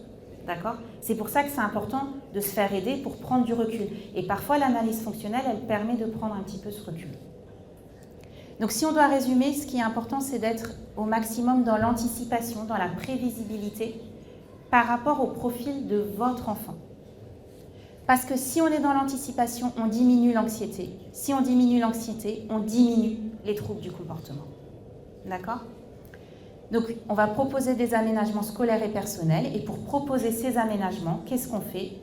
On propose d'abord un bilan psychométrique pour voir déjà quelles sont les compétences cognitives de la personne. On fait une évaluation adaptative pour voir finalement quelle est l'autonomie de la personne, jusqu'où on peut aller. Et on fait l'analyse fonctionnelle s'il y a des troubles du comportement qui apparaissent.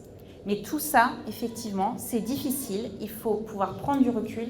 Et donc, c'est important de se faire accompagner pour faire tout ça. Voilà.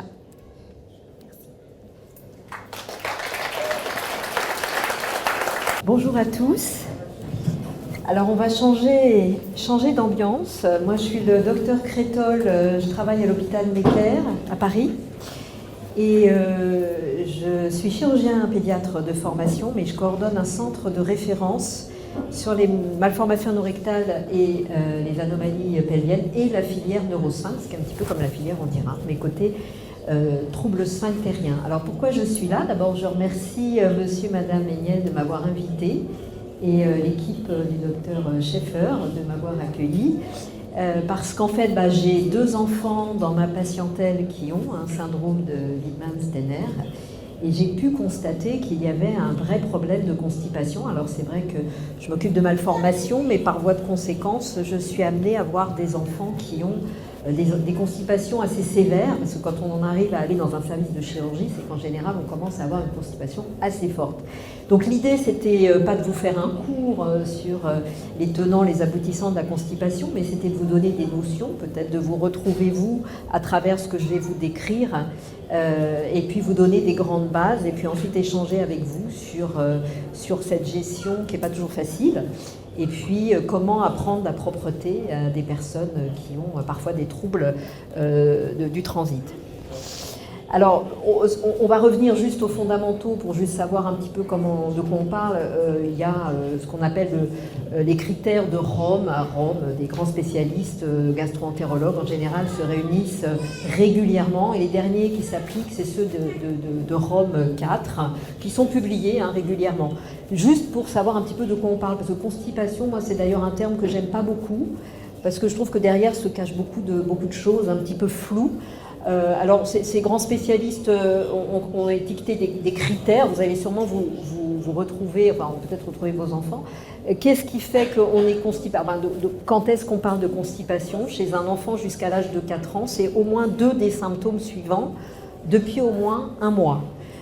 C'est-à-dire 2 ou moins 2 défécations par semaine, un antécédent de rétention excessive de sel, un antécédent de douleur ou de défécation difficile, un antécédent de selle très volumineuse et ou présence d'une large masse fécale dans le rectum qu'on peut palper parfois à l'examen clinique. Et puis chez un enfant qui a acquis la propreté, donc on se situe autour de l'âge de 4 ans, on dit qu'on peut rajouter comme critère au moins un épisode par semaine d'incontinence, c'est-à-dire de fuite de selle inopinée, imprévue, et un antécédent ou un antécédent de selle très volumineuse ayant obstrué les toilettes.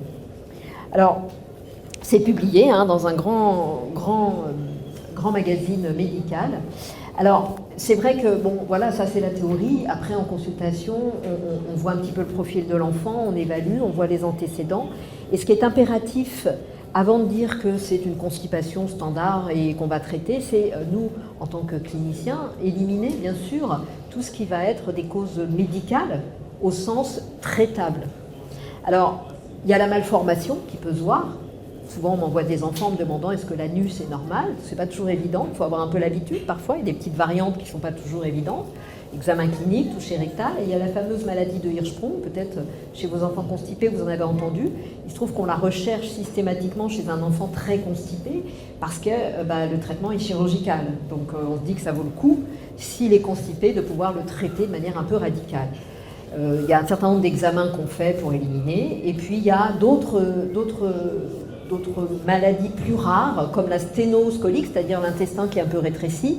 Et puis, il ne faut pas oublier, j'entendais parler de fossettes. La fossette sacrée, en tant que telle, quand elle est moins de 2 cm de la marge anale, n'est pas considérée comme pathologique.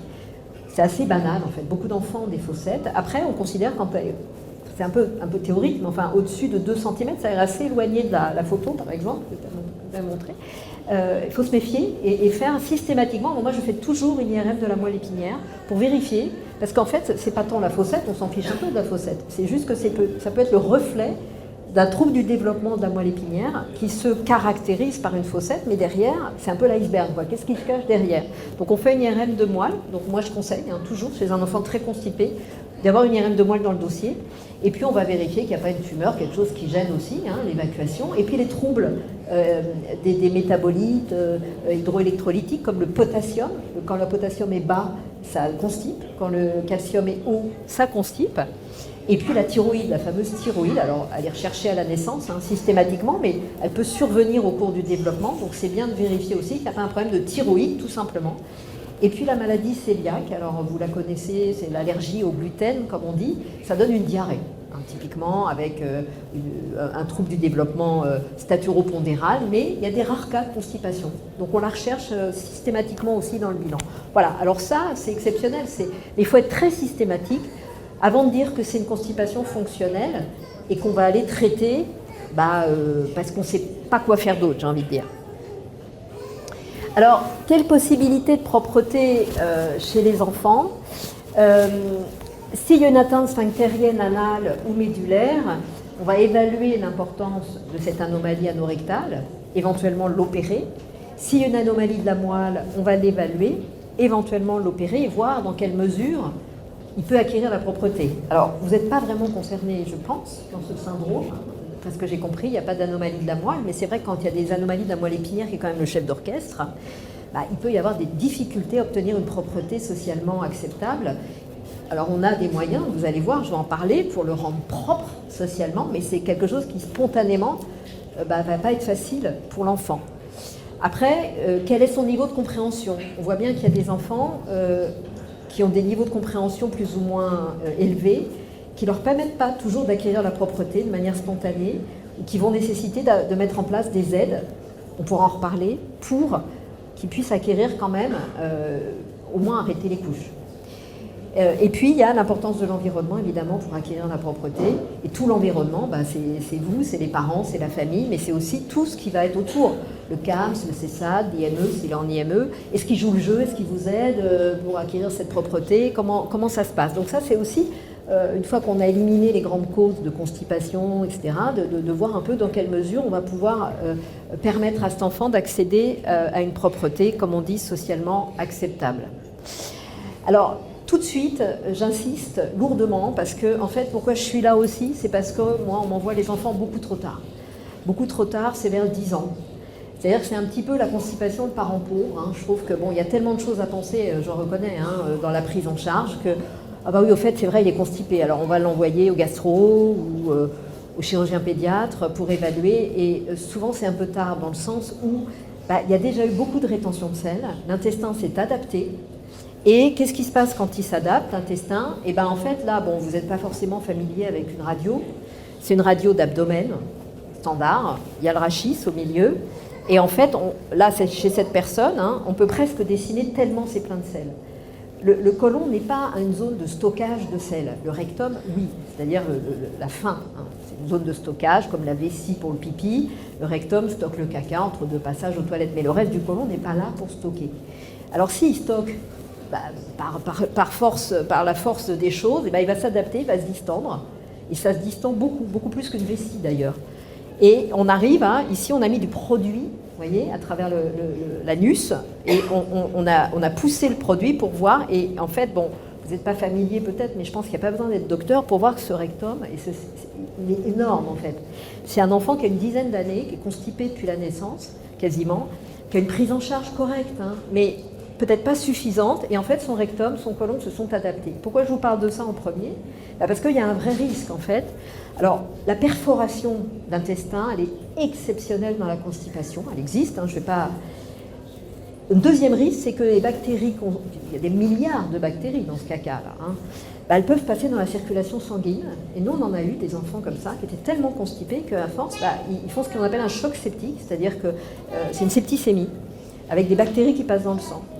Et la dernière complication, certains d'entre vous l'ont expérimenté douloureusement, c'est le volvulus, c'est-à-dire que cet intestin peut se tourner sur lui-même tellement il est lourd et tellement il est plein de caca, parce qu'il n'est pas fait pour ça. Il s'est adapté, il a grandi, il a grossi et il tourne sur lui-même. Et ça, c'est une urgence vitale, c'est extrêmement douloureux, c'est rarissime, mais ça mérite d'être dit quand même avant d'en arriver là. Voilà, donc le message, c'est... En fait, dès qu'un enfant est constipé, je pense qu'il faut vraiment rentrer dans un circuit de gastro-entérologue, pas forcément de chirurgie, mais de prendre en charge, prendre en considération, d'accéder à la propreté et de le gérer. Et ça, c'est du quotidien. C'est du quotidien. Et s'il doit être sous traitement toute la vie, je vais le répéter tout au long du topo, il sera sous traitement toute la vie, mais ça lui évitera ce type de constipation, j'allais dire, de complications. Alors donc ce mégarectum, vous avez bien compris qu'il va nous compliquer toute la suite, parce que si le mégarectum est constitué, il ne récupère pas toujours si facilement en fait. Et là, en fait, on va lutter contre ce remplissage permanent, et qu'est-ce qui se passe quand un rectum est plein? C'est comme un lavabo qui déborde, il fuit. Et vous arrivez en consultation, en général c'est à ce moment-là que je les vois, l'enfant a 10 ans, on dit mais il est incontinent. Oui, il est incontinent parce qu'il ne contient pas ses selles, mais son sphincter est compétent. Il est incontinent parce qu'il déborde. Il va falloir le vider. Et ça, c'est tout le challenge. C'est pour ça qu'il arrive en chirurgie en général. Parce que les gastro-entérologues, ils donnent du Macrogol, des Forlax, puis c'est tout. En chirurgie, on y va et on fait des lavements. Voilà le mégarectum. Alors, juste pour vous rappeler rapidement, mais juste pour situer les choses, et voir quelles sont les possibilités de levier chez les enfants tels que les vôtres, pour permettre d'acquérir la propreté, parce que c'est ça l'ambition aussi, c'est d'enlever les couches. Pourquoi on est propre? Pourquoi on vous parle? Et en fait, a priori, j'ai pas de fuite de sel aujourd'hui, parce que j'ai une anatomie, on a une anatomie normale. L'anatomie normale, c'est un capanal, c'est-à-dire une angulation entre le rectum et le canal. C'est pour ça qu'on se met accroupi ou assis pour faire ses selles, parce que ça aligne la filière, mais donc debout, on a une angulation qui permet de contenir les selles dans son rectum. On est propre parce qu'on a des sphincters qui marchent. Alors on a 2 types de sphincters, je ne rentre pas dans les détails, mais enfin, on est en capacité de les activer. Et quand on regarde l'anatomie, voilà, c'est en fait une espèce de ceinture musculaire qu'on appelle les levatorani, qui fait un hamac. Alors la vessie n'est pas dessinée ni les voies génitales, mais c'est un hamac qui permet de contenir et qui fait même un entonnoir autour du canal anal, vous voyez, de profil, avec un renforcement qui s'appelle le sphincter anal interne, qui est toujours sur un mode un peu contracté et qui se distance simplement quand on va aux toilettes. Ça, c'est des mécaniques en fait extrêmement complexes de propreté. Quand on voit du dessus, on parle du plancher pelvien, c'est vraiment un plancher de muscles activé. Donc il n'y a pas de raison chez vos enfants qu'il soit anormal. Ça, l'anatomie, le muscle, il fonctionne. Après, il y a la sensibilité locale qui peut être altérée, notamment quand il y a un mégarectum, dont je vous ai parlé au début, parce qu'il est tellement distendu qu'au bout d'un moment, la sensibilité, elle est altérée. Donc il peut y avoir une petite anomalie, mais de base, a priori, elle n'est pas anormale. Et puis, je vous disais tout à l'heure, qu'est-ce qui commande tout ça? C'est les nerfs et la moelle épinière, et au-dessus, le cerveau. Et on a vu, on vient de voir dans le topo précédent, qu'il y avait parfois des petites altérations, et on constate quand même que chez les enfants qui ont une déficience intellectuelle, c'est parfois difficile d'acquérir une propreté, plus qu'avec les autres. Donc ça, c'est les 5 points qui permettent d'être propres pour tout le monde. Et j'en rajoute un 6e, c'est la consistance des selles. Et ça, on pourra y revenir, parce que c'est vrai que c'est un levier intéressant, la diététique, sur lequel on peut agir. Alors, on vise, ça c'est l'échelle de Bristol, bon, qui est en l'occurrence mon outil de travail, mais qui permet de savoir de quoi on parle. Voilà la consistance de sel qu'on vise pour favoriser une exonération efficace.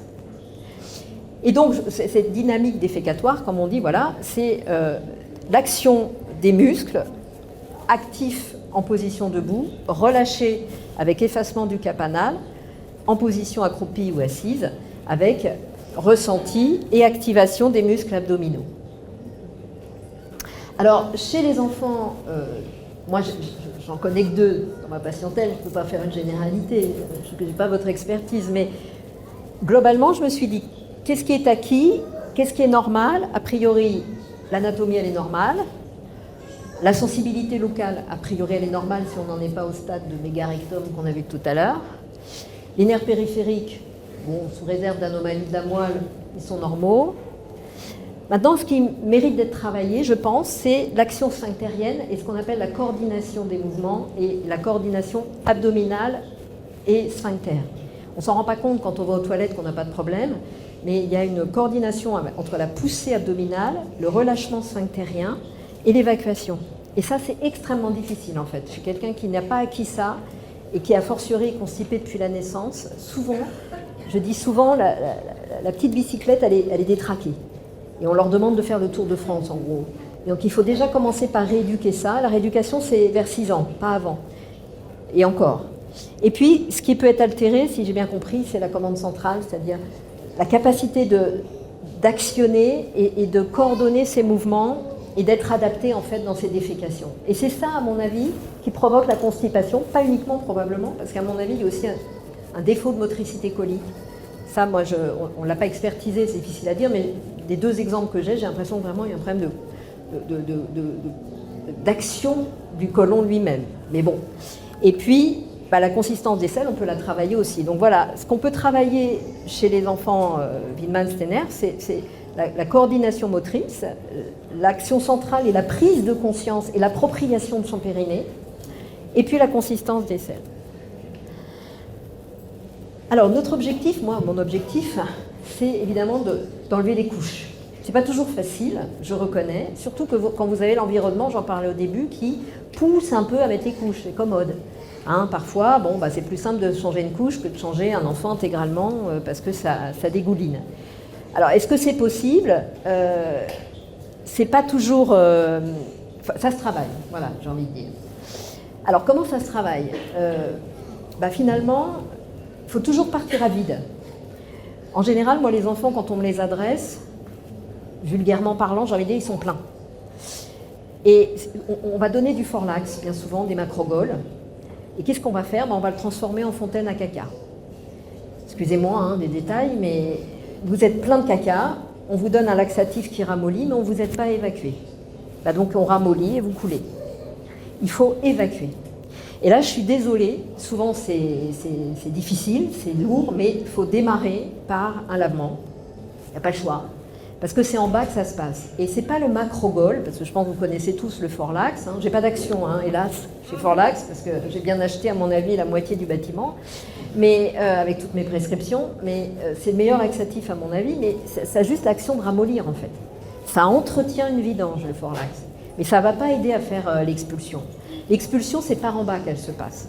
Alors, j'ai mis Normacol, qui est un laxatif rectal puissant.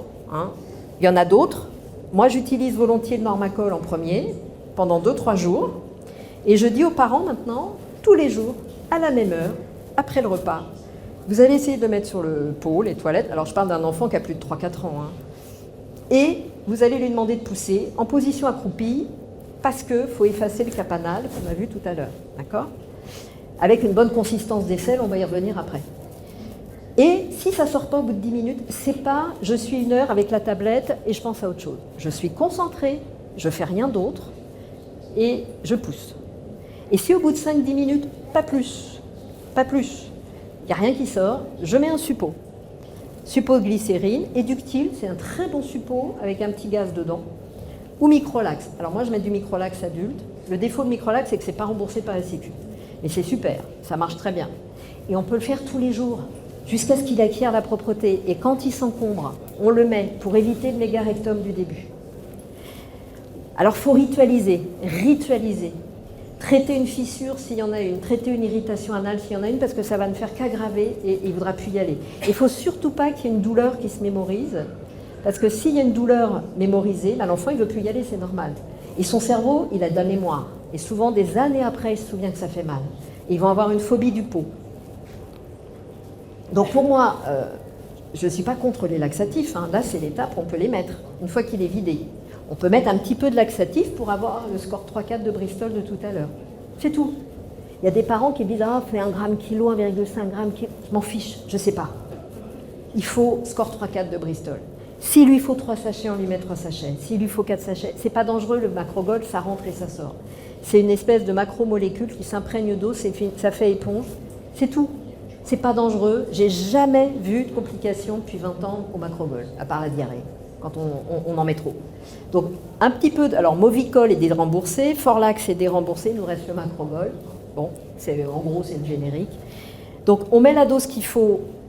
Je ne suis pas très fan de l'huile de paraffine, je ne suis pas très fan de l'importal, du Dufalac. C'est des sucres et ça ballonne. Quelqu'un qui est déjà encombré, c'est Macrogol. Et ça, s'il faut sauter une journée, parce qu'un jour c'est trop mou, on saute une journée, c'est pas grave. Voyez ça comme un complément alimentaire. On entretient, on est avec une consistance de sel, mais surtout on évacue et on ritualise. Alors la diététique, souvent c'est un peu l'obsession. Parce qu'on a bien vu, c'est quasiment le seul levier. Qu'est-ce qu'il faut manger, qu'est-ce qu'il ne faut pas manger? Il ne faut pas manger riche en fibres. Ah, alors là, ah bon? Il faut manger riche en fibres solubles. Ah oui, mais c'est quoi les fibres solubles? En fait, c'est toute la pulpe, tout ce qui est tendre. Quand vous mangez des fibres, tout venant, vous mangez des fibres insolubles et des fibres solubles. Il y a toujours un mélange. Les fibres insolubles, c'est les peaux, les pépins, tout ce qui est complet, tous les résidus. Alors, vous allez me dire, il y a des vitamines dedans. C'est vrai. Il faut choisir des fois entre prendre des vitamines, on les aura dans autre chose et être constipé. Imaginez quelqu'un qui n'arrive pas à se vider. Si en plus vous le remplissez de fibres, il aura encore plus de mal à se vider. Et le côté, les fibres, ça fait aller, c'est une fake news. Vraiment. Alors, je fais toujours mon petit effet quand je dis ça. Il n'y a pas que moi qui le dis, il y a Michel Siemens qui a fait une vidéo sur YouTube qui m'a sauvée un jour parce que personne ne nous croyait. Et ce n'est pas moi qui le dis, c'est une diététicienne avec qui je travaille qui avait 30 ans d'expérience. Et il dit la même chose. Donc, manger. Alors, il y a Optifibres, je n'ai pas d'action non plus, de Nestlé, qui sont des fibres solubles. Nestlé a compris. Ils ont fabriqué un produit qui s'appelle Optifibres, qui sont des fibres solubles. Mettez-en, ça n'a pas de goût. Vous mettez 3 cuillères par jour et vous allez voir, ça vous fait des petites selles bien plus moulées. Donc, éviter les fibres insolubles, ça veut dire peler, épépiner, broyer, alors en compote, en purée, il n'y a pas de problème, hein, en soupe, mais éviter tout ce qui est filandreux et les fibres dures. dans la salade, prenez le tendre, pas la nervure. Et non, le riz ne constipe pas, les pâtes ne constipent pas. Il y a très peu de choses qui constipent en fait. Très très peu. Le riz, vous pouvez le laver, c'est l'amidon du riz qui constipe. Ce qu'il faut, c'est mêler un féculent et un légume et manger équilibré. En gros, la diététique n'est pas magique. Et c'est important d'avoir ces notions-là, parce que moi, en général, je vois des enfants qui arrivent en consultation, les parents sont super contents en me disant ils mangent des courgettes tous les jours et de la ratatouille.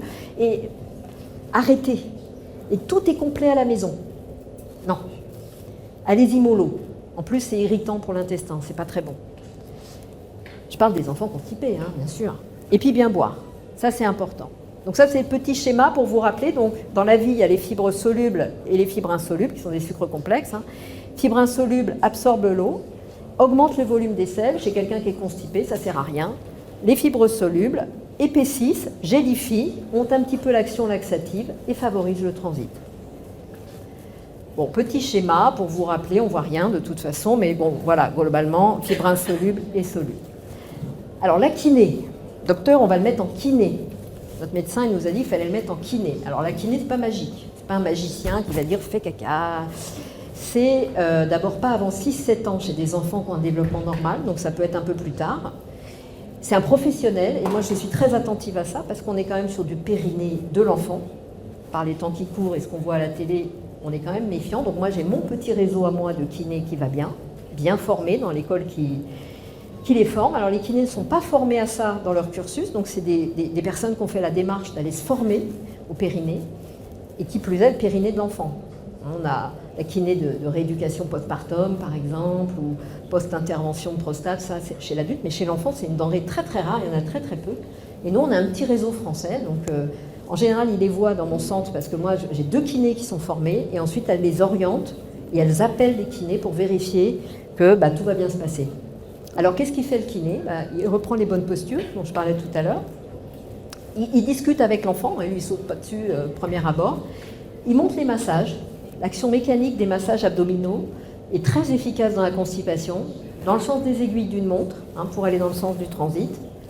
Il travaille ce qu'on appelle la coordination abdomino-périnéale, c'est-à-dire ce que je disais tout à l'heure, la poussée abdominale et le relâchement du périnée, qui est en fait quelque chose de très compliqué. Vous réfléchirez la prochaine fois que vous irez aux toilettes. Vous verrez, en fait, on fait plein de choses très compliquées. Il s'agit de pousser avec l'abdomen et de relâcher le périnée. Et puis, du biofeedback, c'est-à-dire qu'on met des petits patchs, et ça plaît toujours aux enfants. On remuscle, et ils voient quand ils contractent, ça fait monter et ça descend. Alors, c'est le lapin qui va aller chercher la carotte, l'avion qui va chercher le nuage. C'est toujours très, très ludique, avec en plus un historique. Donc, d'une séance à l'autre, il voit ses progrès, il est très content. Alors, 15-20 séances, ça suffit largement, il ne faut pas épuiser. Et puis parfois on y revient. On refait quelques séances à 1 mois, 2 mois, 1 an parfois. On peut travailler la sensation, mais ça vraiment c'est sur demande. Et moi je préfère donner mon autorisation et la vôtre en tant que parent. Ça implique de rentrer une sonde dans le rectum et de gonfler un ballonnet. C'est quand même très invasif. Mais ça permet de travailler l'éveil dont je parlais tout à l'heure. Et la prise de conscience du périnée par le cerveau, ça peut être quand même utile. Mais à réserver, on ne peut pas ça à la première consulte. Et puis on montre souvent les grands principes aux parents pour vous éduquer, parce que ça se fait à la maison en fait. À chaque passage aux toilettes, je fais ma petite rééducation. Après, quand on a franchi cette étape, et c'est là souvent où je les vois, quand on sent que l'enfant n'a pas les compétences, et que peut-être à ce moment-là, il ne les a pas, mais peut-être qu'il les aura plus tard, si on voit qu'il commence à être en rétention, et moi je me méfie du méga rectum, vous avez compris. Et puis quand je vois que tout le monde s'épuise un peu, c'est épuisant, on a d'autres solutions, et c'est ça aussi dont je voulais vous parler, pour aider l'enfant à être propre. Et là je fais exprès de dire propre, et pas continent, parce que continent, ça a une connotation active. Là, on passe en mode B, on va dire, c'est-à-dire du lavage qui va permettre à la personne d'être propre socialement, et c'est quand même ce qu'on recherche, d'enlever ses couches, mais qui ne va pas lui permettre d'avoir des défécations volontaires. Ça s'appelle les irrigations transanales. Alors on les utilise beaucoup. Moi je suis beaucoup de personnes en fauteuil, par exemple, qui sont des personnes souvent incontinentes, qui ont besoin de ce type d'irrigation pour être propres. et puis chez d'autres cas dans les malformations anorectales. Alors si on regarde une pyramide, en bas on se situe avec tout ce que je viens de vous dire, là, les règles hygiéno-diététiques, la kiné, etc. On est l'étape du dessus. Alors, on avait des systèmes avant assez rudimentaires, le BOC, enfin, je ne sais pas si vous connaissez, espèce de lavement, on met une sonde, etc. Les laboratoires Coloplast, et je n'ai pas de conflit d'intérêt parce qu'ils ont l'exclusivité du marché français, ont créé en 2010 un système qui s'appelle Peristine. Alors, c'est un labo danois, donc ça a des noms un peu, c'est comme chez Ikea. Là, c'est Peristine, bon, qui permet de laver l'intestin de manière artificielle, mais d'obtenir une propreté. Alors, on a sorti un papier sur les recommandations à l'Europe. Hein. On s'est réunis à l'Europe, on a sorti un papier sur les recommandations d'utilisation chez l'enfant, ce qu'il n'y avait pas. Et l'HAS, la Haute Autorité de Santé, nous autorisait à nous en servir à partir de 3 ans. Et un peu comme on voulait. Alors, c'est assez réglementé. Bon, ça, c'était avant. Hein. En bas à droite, il existe toujours, c'est l'irrigateur Coloplast, mais on l'utilise beaucoup moins. Et voilà le nouvel irrigateur, enfin nouvel depuis 2010, avec une sonde à usage unique et puis un système qui permet de pulser l'eau à travers le rectum jusque dans tout le côlon. Là, encore une fois, c'est pour des gens très constipés, on est d'accord, hein, qui ont passé toutes les étapes, avec épuisement, etc., pour prévenir l'apparition du mégarectum. Donc il y a des tas d'indications, je vous les passe. Mais en gros, c'est malformation rectale, les Hirschsprung, les séquelles, les gens en fauteuil, et puis les constipations opiniâtres et très sévères, résistant au traitement médical bien connu.